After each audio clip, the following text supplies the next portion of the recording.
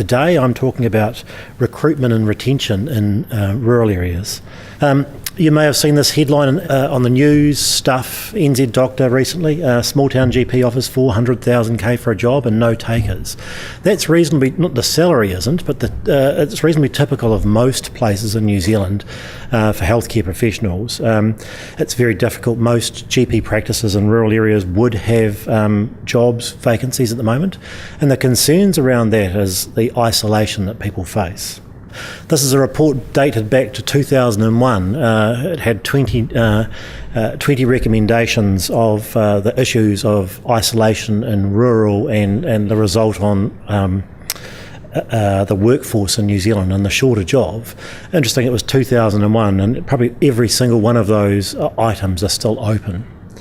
Let's go back in time to the Hokitika Guardian in 1865. The issue in recruiting doctors back then was around the concerns of isolation. It was the same in the goldfields of Otago around a little bit earlier as well. So nothing's changed in all this time. Everyone's assuming that technology is going to be the golden bullet and it's going to take away all the concerns that people have, but the reality is it hasn't. We all keep on talking about it, but who's actually using it at the moment? And Murray's talked about the networks and how things are progressing. Kyle's talking about the early stages of things. So how are we going to get people using this? An interesting point, someone spoke before that 7 out of 10 people in rural areas were over the age of 55. In our surveys, we've found that most rural nurses are 55, in fact they're 57 now because it's 2 years later since the survey, and 85% of them are part-time. Connectivity has been an issue up until now in rural areas. This isn't a picture of New Zealand, but it's around the issues, and we've had some major issues over the years with connectivity. It's getting an awful lot better than what it was, and it's been pretty dramatic. Over the years, we've used microwave dishes off Cordia and beam into rural valleys, into hospitals to get connectivity in the early days.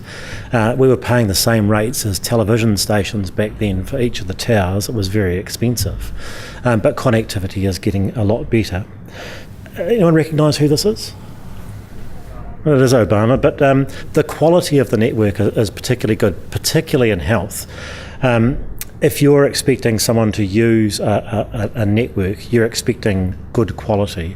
If you're Skyping the grandkids on Christmas Day and they're running around and it's pixelated, that's good for a few minutes. But if you're using good quality connections for diagnosing things or sitting in front of things, learning things all day, you need a decent connection. I'm about to talk now about education in rural areas. So Mobile Health delivers an individualised, tailored program to a number of rural towns around New Zealand, providing medical education tailored to those rural towns, because the issue for isolation in those towns is around the concerns I spoke about before about people won't move to rural towns because of the isolation. So therefore, if we could provide good quality education in a town that's relevant to them, Joe doesn't have to drive to Tauranga for a half-hour session on managing diabetes in Tauranga. He wants to know about Apotiki and delivering healthcare in there, and about diabetes with his nurses and the paramedics, etc., all in the same town. So how do you get that? Video is obviously the way to go, but how do you actually do it? So recreating a seminar where it's a virtual guest with good quality is very important. This is our studio in Christchurch. We use a number of networks to connect to a number of rural towns around New Zealand. We use Connected Health. We use Andy with Wireless Nation with their satellite. Vivid Networks, Zoom, video. So the connectivity is very important. It's very difficult to get into each of the towns. It's a bit like holding hands and singing Kumbaya with some of the network providers, because some of them aren't as interested in dealing with each other. But in the end, we get there. So here in our studio in Christchurch, we've also got a studio in Dunedin and in Auckland, soon to have one in Hamilton and Whangarei as well. So here we are connecting Dunstan Hospital with our studio in Christchurch. Now, the seminars that we provide are particularly focused on that town, so they decide the content of the video. Having two screens is very important so that you can see the presenter, you can see the facial expression, and the person at the other end sees them, so it's live interaction. So here the presenter can see Mary at the front, you can read the name badge. Mary, you didn't understand what I said. Can you tell me why? What is it about your town? How can we get around that?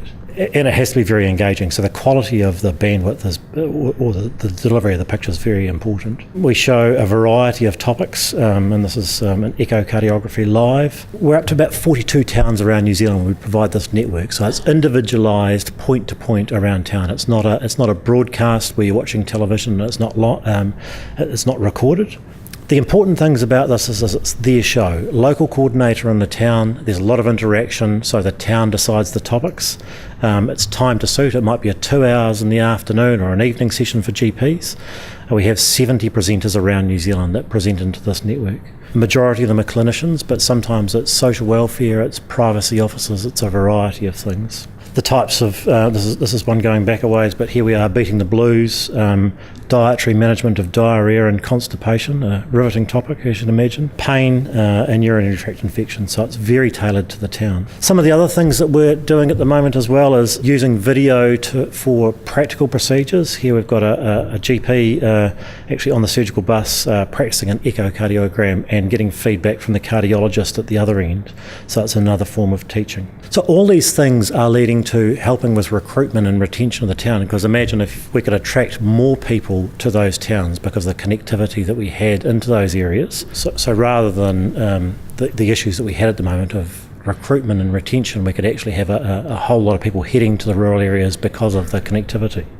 The engagement is really important. It's no point in someone sitting in there for 3 or 4 hours with a poor quality pixelation. It has to be about their town, so having the doctor and the nurse in the room talking about the services in that area is a particularly important. Bandwidth is essential. I know Kyle's spoken about the lower bandwidth that they're working on. Our experience is probably slightly different. If you're spending a few hours in front of a screen, it's particularly good to have that quality of connection. And also some of the things like lighting. And I think we're going to have a bit of a test in a minute with John Garrett. I mean, any of you folks that have been to a conference before where you do a live video link and the connection isn't great or there's poor quality sound, it can be hard work, and I suppose the next session is going to be a bit of a test. So does better connectivity improve recruitment and retention? We believe so, but the test is yet to come. Thank you.